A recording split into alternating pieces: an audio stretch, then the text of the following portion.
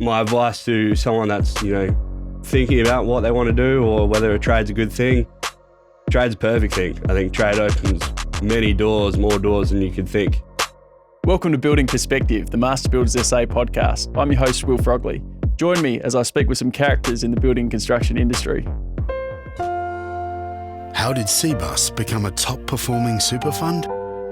By returning an average of 9.25% every year for the past 37 years. What does that mean? Well, it means we're pretty darn reliable. CBUS, for all of us. To consider if CBUS is right for you, go to cbussuper.com.au for a PDS and target market determination. Past performance is not a reliable indicator of future performance. Welcome to Building Perspective, the Master Builders SA podcast. If you've ever wondered about a career in the building and construction industry, today's podcast is a must-watch. I'm here today with the Master Builders 2021 Apprentice of the Year, Dylan Occhiuto. Welcome, Dylan. Thanks for having me. Good man. So I guess, you are our Apprentice of the Year and you're out there now working in the industry, which is fantastic to see. Yep. Can you tell us a bit about, how you first decided to become an apprentice and what your experience with Master Builders was like? Yeah, no worries. So when I was at school, always loved working with my hands and working in woodwork and stuff like that. I left school, did year 12 and was a bit lost, didn't really know what to do. I was working behind a bar and it wasn't for me. I didn't like being stuck in the same four walls for weeks on end. So I always thought about a trade and that's what I put my heart into doing and doing a carpentry apprenticeship. With Master Builders, it was the best thing for me, I think, at the time, and I took it on and ran with it, and I've loved it ever since. I think it's the best choice of career that anyone can do, and what Master Builders provide is unreal. Fantastic. And let's go right back to the very start. Like, how did you first become an apprentice? You just decided to call up, or what actually happened? Because there's probably a lot of kids who might be listening to this who are interested but maybe lacking a bit of confidence or don't know what to do. What did you do? Yeah, so my story is a bit interesting. I didn't start straight away with Master Builders. I started with an independent builder. My father's always been in the industry and he managed to get my foot in the door. So I started with a company which probably wasn't the right fit for me, but I had my foot in the door at the time, and then that's when I thought about Master Builders and I applied for them to start with you guys and get my apprenticeship underway and in the right direction. So I just made a call and then got an interview with Master Builders and sat in the interview and obviously was successful and started my career. Good man. Did you, consider a variety of trades, or did you have your heart set on one in particular right from the start? Yeah, no, always set on carpentry. I did work experience in year 10 as a carpenter. And that's what I'd wanted to do. I just like being involved in the whole build, and I think carpentry gives you a good variety of the construction game in a whole. So yeah, it was always carpentry for me. And how did you find the process? Working with the Master Builders fieldies. Can you just explain to people who might not be familiar with how our apprenticeship system works, like what you actually did and how it was? Yeah, no. So with the Master Builders system, you get a field officer. So mine, I was lucky enough to have Doug, who was great. So pretty much you get placed out into a host, which you work with, and you also respond back to your field officer if you've got any problems, troubles, and you just want a general chat. I mean, they're always there. They're great. I had a great experience with Doug. Anything I needed, he was there. Doug's a very good man. Yeah, he is. He's great. He talks a bit, but it's good. But no, just anything you wanted, like if you weren't happy with your host or something like that, you can call him up and he will sort you out, whether that's having a chat with yourself and the host or finding you another employee if that wasn't the right fit. Might necessarily be, not that it's a good team, it just might not be a good fit for yourself. And I think that's what apprentices need to know is not everyone is right for you and you just need to find your fit. And once you find your fit, you'll exceed.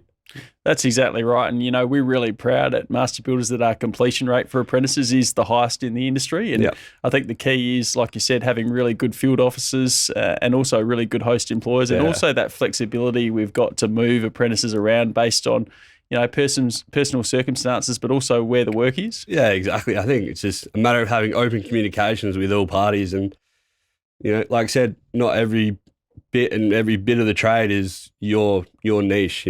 Some people might like first fix, some people might like second fix, and it just depends on what you're tailored to. And that's what Master Builders provide, is an option of the variety of trades within the one trade, and I think it's great. Fantastic. Yeah, there's definitely, opportunities galore, regardless of what your personal preference is. So, yeah, absolutely. Yeah, absolutely. Yeah.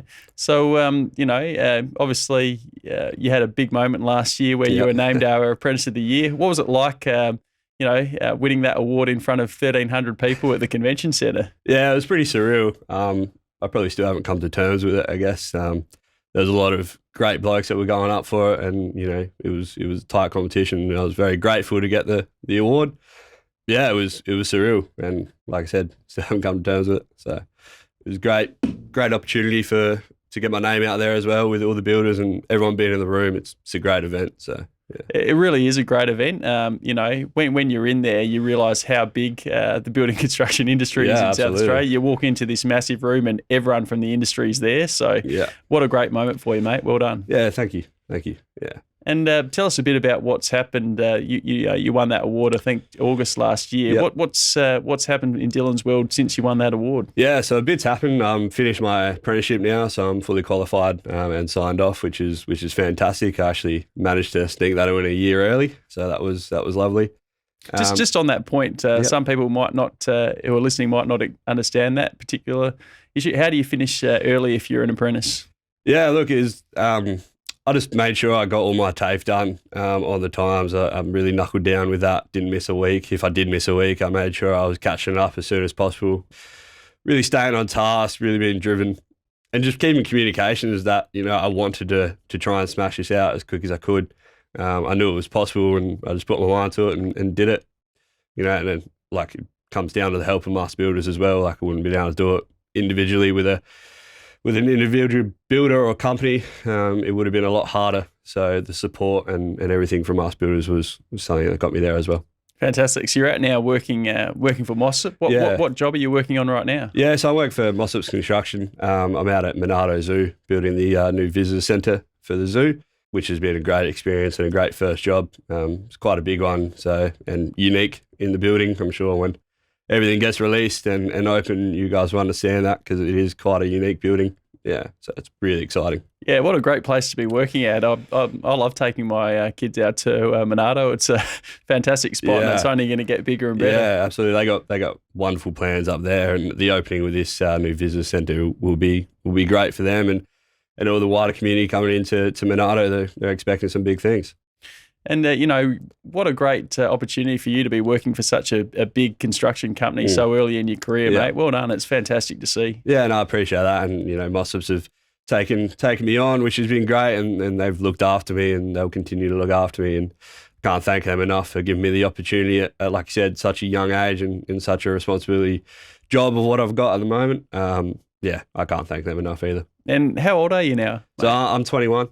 21? I'm 21, yeah. So you got a pretty good head on your shoulders for 21, mate. So you already seem really set in what you want to do, and you're out there kicking goals. Where a lot of people your age are still finding themselves, aren't they? Yeah, I mean, just depends on the individuals, I guess. But I was always driven to, when I did start this trade, I wanted the carpentry to get into the role I'm in now, and I just went for it, and here I am. So what advice would you give to someone out there who's perhaps still in school? They feel like they're getting a lot of pressure from school or their parents or whatever else that they should be going to uni, but they don't think it's for them. Yeah. And they're thinking about an apprenticeship. What would you say to them? Yeah, I think that's my biggest thing, because when I was in year 12, it was uni. You had to do uni, and trade wasn't acceptable, which I don't agree with at all. I think a trade is a wonderful thing to have. I mean, always fall back on it. We're always going to need buildings and homes to live in. I mean, that goes without saying. So my advice to someone that's, thinking about what they want to do or whether a trade's a good thing, trade's a perfect thing. I think trade opens many doors, more doors than you could think. I didn't think I'd find myself in the position I am now at such a young age as well, but the opportunities are there. And I think once you start it and you enjoy it, and then do it. Yeah. Absolutely. You won't find an industry that's more important to, the Australia than the building construction industry. Yeah, there's always going to be a demand for it. So it's great to see, I guess, trades making a really big comeback over the past couple of years. 100%. And as we've seen with COVID, if times get tough, there's always going to be that demand for building construction. When I was with the master builders, I lost some employment because there wasn't money out there for the builder, but I found a job within a week. There's always work out there. And that's what people should take on, that once you start a career in the building industry, you're going to have work for life. And that's the biggest thing. Yeah, absolutely. It's an industry where the sky's the limit. I mean, some of the most well-known builders in the state in terms of their companies start off as tradies, and look what they're doing today. Yeah, that's right. What are your long-term ambitions? Yeah, so my long-term goal is trying to establish myself at Mossops. I think would be my long-term goal at the moment, which I'm putting my first foot forward. I'd like to get into sort of a project management sort of role, PM role with that. So I'm going to be doing some further study this year in terms of site management and construction management courses, which Mossops are going to put me through, which I'm excited. But like I said, the sky's the limit. I'd love to be a project manager and even further than that, a construction manager of looking after all the site teams. So just work my way up in the building and with a big builder. And who's been your biggest influence in your career to date, and why? Yeah, I think my old man, seeing how hard he works in the construction industry, and he always pushed to me that it's a great job, great career, and there's a long way to go in it. And yeah, that's where it's taken me. And he's right. There is so much to do and so much growth within the trades, and it's fantastic. We've been really pleased recently to see a lot of Master Builders policy suggestions to help young apprentices taken up. One thing that was particularly good to see is some funding for driver's lessons for young apprentices. We had to turn away about 400 kids over the space of 2 years just because they didn't have a driver's license. Little things like that can make a really big difference, can't they? Oh, absolutely. Absolutely. I mean, helping those young boys getting out, whether it's, home lives that don't achieve that, it's a great initiative to do that, because having your driver's license is a huge thing for the construction game, and if you can support them in doing that, that's fantastic. Safety is obviously a very important part of our industry, and it's something we really try to drill into our apprentices. How did you find your experience regarding safety advice from your fieldies and our safety officer at MBA? Yeah, safety is huge. Obviously, like you said, we all want to go home at night and go see our families. The safety with Master Builders was, second to none. I mean, we all do our take fives every morning to get our brains thinking and on the job and the hand at task, and all the PPE and equipments that are handed out with the fieldies. If you need anything straight away, they're there, whether that's gloves, earplugs, anything. It's just a phone call away, which is great. You don't have to worry about purchasing it yourself or something like that. Any problems or any things on site that you think are unsafe, then you can call the safety officer at Master Builders, and he'll be straight onto that and making sure it's safe for you to work, and that's how it should be. So this question's really for someone who wouldn't have any experience in our building construction industry, perhaps a young person who's still in school or something. What might a typical day for you look like? Now, or when I was in my apprenticeship? Well, probably now. Now. Typical day for me now is waking up quite early, whether it'll be sometimes I wake up about 4 o'clock in the morning at the moment because I've got a bit of a drive to work. I get to work and I'm on site until about 5 o'clock at night currently. And it's just communicating with trades and making sure the job's running smoothly, and making sure everyone's still on task and knowing what they're doing. Answering a lot of questions. I answer a lot of questions every day, which is good. Keeps me involved in the building and knowing what's going on. But when I was an apprentice, it was obviously waking up early as well. Normally 7 a.m. start on site. Try and get there. I always try to get there a little bit earlier before the tradesmen rocked up, just so is, one, a good impression, and two, I'm ready to go, whether it's doing my take fives before getting out the car or just having a little rest before working for the big day. But then, you start on site and you're on site. Just my biggest thing that I always try to do was always do something. There wasn't a moment where I wasn't not busy, whether that's if the tradesmen working out something on the plans, I'm grabbing the broom, I'm cleaning up around site, because that's the biggest thing that you can show an employer, is that you show your initiative on doing something, and that gets you a long way.